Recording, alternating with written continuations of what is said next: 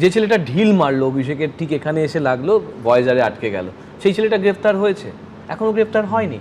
যে ব্যাঙ্কোয়েট হলে, পরিষ্কার সেই ভিডিওগুলোও আমরা ছেড়েছি, যে ব্যাঙ্কোয়েট হলে একটা পরিকল্পিতভাবে যে কিভাবে কি বলতে হবে, দেখবে সবার মুখের একটা কথা যে এখানে আসতে পারো, অভয়ের বেলায় যেতে পারোনি কেন, একটা পরিষ্কার কথা বলা হচ্ছে, এবং সেটা অভিষেক যাওয়ার দিনকে বলা হচ্ছে। বেসিকটা যে ওনারা সবাই বলছেন যে এই মৃত্যুর সঙ্গে বিজেপি কেন, কোনো রাজনৈতিক দলের যোগ নেই, উনি অসুস্থ হয়ে মারা গেছেন। এমন কি তুমি যিনি শেষ দেখেছেন, তুমি তো জানো মৃত্যুকালীন জবানবন্দির গুরুত্ব আছে, সেই ডাক্তারবাবু অবধি বলছেন, ডাক্তারবাবু জিজ্ঞেস করেছিলেন, বলেছেন না আঘাতে আমি কোনো আঘাত হয়নি, সেই রোগী নিজে বলছে। প্রথম পার্টে নির্দিষ্টভাবে আমরা যে কর্মীদের ছবি তুলে ধরেছি, এই যে আকাশ নামে রূপাদি ওখানে অভিষেককে বাঁচানোর জন্য কাতরভাবে ফোন করেছেন, সেই আকাশের ছবি রয়েছে রূপাদির সঙ্গে। না আমি সব বুঝলাম, তুমি বলছো অভিষেক বন্দ্যোপাধ্যায়ের উপর আক্রমণের ঘটনা, আমি বলছি যে এই ঘটনাটা যে ওর মৃত্যু বিজেপির হাতে হয়েছে কিনা সেটাই তো বেসিক তদন্তের না, বেসিক ফ্যাক্টটা। না বেসিক ফ্যাক্ট দেখো, এখানে বসে বেসিক ফ্যাক্ট আমরা জানতে পারি না, তাহলে সেইটা 56 জনের মৃত্যু কিভাবে যে সেটাতেও আনতে হবে। আর দুই নম্বর কথা হচ্ছে যে তাহলে আমাকেও বলতে হবে যে তৃণমূল, না এক সেকেন্ড না জিনিসটা বলি, তোমার কাছেই যাচ্ছি যে এসআইআর নিয়ে সত্যি তো বহু মানুষের মৃত্যু হয়েছে, কিন্তু তৃণমূল কার্যত এসআইআর এবং তার আগে নোটবন্দির ক্ষেত্রে লাশের রাজনীতি করেছে তৃণমূল।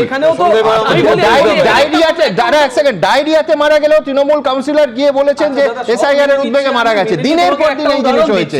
একজন এসআইআর এর দ্বিতীয় যে ভদ্রলোক হসপিটালাইজড হয়েছিলেন, তিনি মারা যাননি, তার জবানবন্দিও আমরা দেখেছি।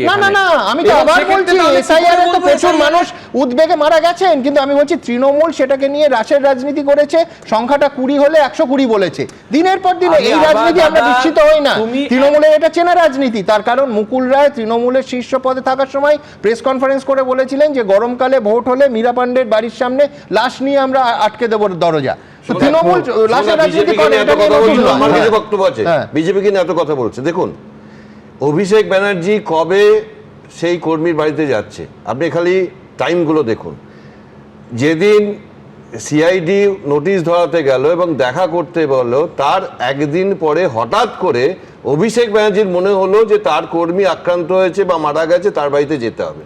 তার আগে এই রাজ্যের মুখ্যমন্ত্রী বিধানসভায় দাঁড়িয়ে বলেছেন যদি কেউ সত্যি আপনাদের ঘর ছাড়া থাকে ডিজিপিকে জানান, ডিজিপি তাকে ঘরে পৌঁছে দেবে। তৃণমূল কংগ্রেস এখন অবধি কোনো লিস্ট ডিজিপিকে দেয়নি। আচ্ছা, অভিষেক ব্যানার্জি যে রাস্তা দিয়ে যাচ্ছে আপনারাই দেখাচ্ছেন, পাড়ার লোকজন কি বলছে, যে মারা গেছে সেটা বড় কথা না, অভিষেক ব্যানার্জি কি করছে সেটা দেখুন। যে রাস্তাটা সেটা কিন্তু গলি নয়, সেখানে কিন্তু 4 হুইলার যেতে পারে।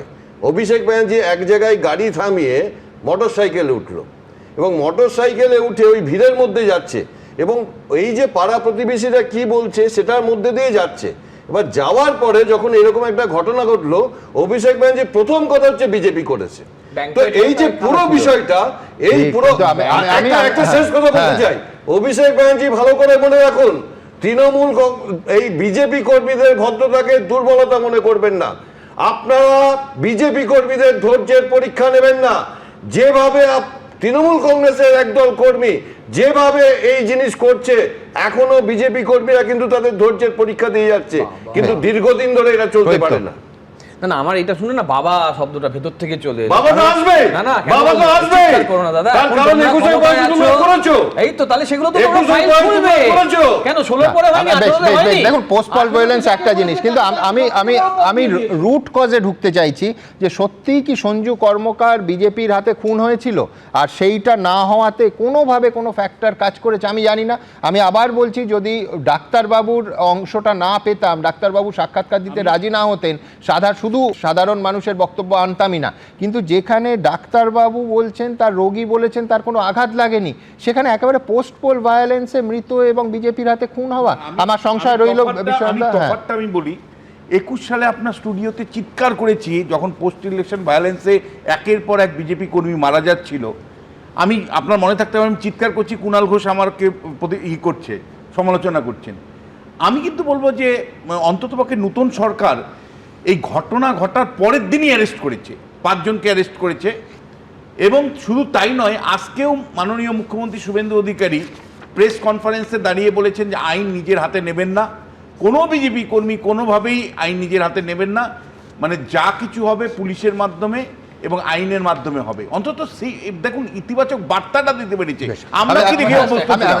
যাবো নজরুলদার কাছে যাব, তার আগে একটাই কথা বলবো নজরুলদা, হাওড়ার নারায়ণপুরে দিনের পর দিন এই পোডিয়ামে মুখপাত্ররা, তারপর স্বয়ং অভিষেক বন্দ্যোপাধ্যায় বলতেন যে সিআরপিএফ এর ধাক্কায় মানুষ মারা গেল। ফুটেজ রিলিজ হলো, দেখা গেল একজন ভদ্রলোকের হার্ট অ্যাটাক করছে, সবার আগে সিআরপিএফ কর্মী ভোট দিতে গিয়ে দৌড়ে তাকে বাঁচাতে আসছেন, আর বলছে ধাক্কা দিয়ে মেরে ফেলেছে। এই লাশের রাজনীতি day in and day out Trinamool করেছে। আমি একটা নোটবন্দিতেও করেছে। একটা কথা বলবো, যে 2021 সালের কথা বিশ্বনাথবাবু বললেন, তো ডিজির রিপোর্ট কোট করে জাতীয় মানবাধিকার কমিশন যে ফিগার দিয়েছিলেন 49 দিনে 1934টা কেসের কথা বলেছেন, তার মধ্যে 29টা মার্ডার ছিল এবং 12টা রেপ এবং সেক্সুয়াল অ্যাসল্ট ছিল।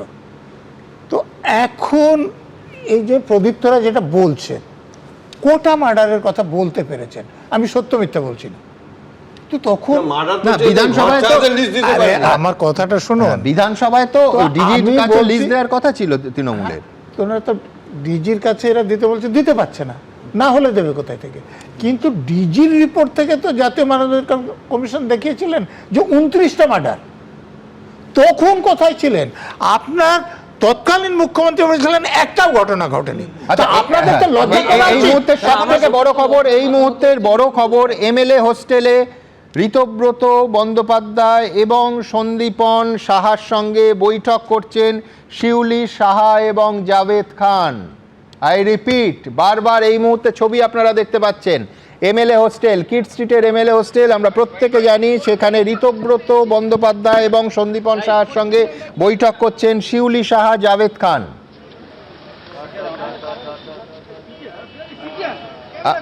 হ্যাঁ, শিউলি সাহাকে দেখতে পাচ্ছি, কি বলছেন শিউলি সাহা একবার শুনে নেব।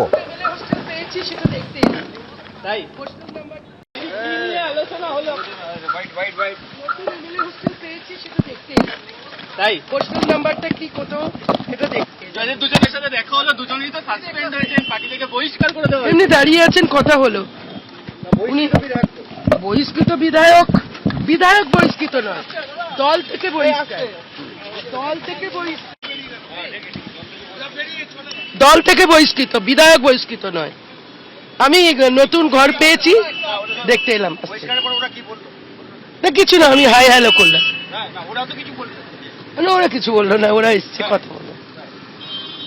দেখুন, কথায় বলে শব্দ ব্রহ্ম। শিউলি সাহা বলছেন বিধায়ক বহিষ্কৃত নয়, দল থেকে বহিষ্কৃত। আমি দ্রুত একবার দেখবো যে হ্যাঁ আপনাকে বলছি, হ্যাঁ, একেবারে তৃণমূলের মানে লেজিসলেটিভ পার্টির বিভাজনের ইঙ্গিত স্পষ্ট। শিউলি সাহার মানে যদি ট্র্যাক রেকর্ড দেখেন, যেভাবে ও মুকুল রায় মানে শুভেন্দুদের কাছাকাছি ছিল এবং যেভাবে ঋতব্রতরা একটা লবি তৈরি করছে, তাতে কিন্তু মানে লেজিসলেটিভ পার্টি যে বিভাজন এবং তাতে সংখ্যা ক্রমশ বাড়াচ্ছে, যেভাবে তৃণমূল কংগ্রেসের কিন্তু লেজিসলেটিভ পার্টি ধরে রাখাটা খুব চাপের হবে। বেশ। এবিপি আনন্দ, এগিয়ে থাকে, এগিয়ে রাখে।